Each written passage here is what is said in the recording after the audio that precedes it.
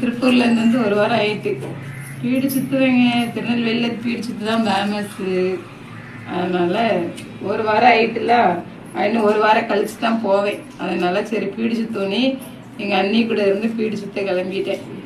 பாருங்க, கிட்ட தள்ளி கொண்டு வா, அப்பதான் தெரியும் எப்படி பீடி சுற்றுறேன்னு பாருங்க. அந்த இலக்கிலிருந்து யாருக்கெல்லாம் தெரியும் பீடி சுத்தன்னு சொல்லுங்க. நான் இருக்கா அப்படி தூள் அள்ளி வச்சுட்டு தெரியுதுங்களா, காமி எல்லாத்துக்கும் இதாங்க சுற்றணும்.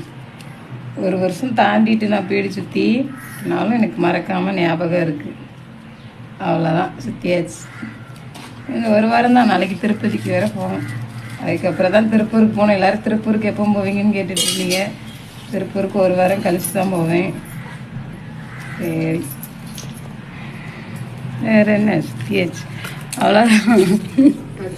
காமிச்சிட்டே இருக்கா.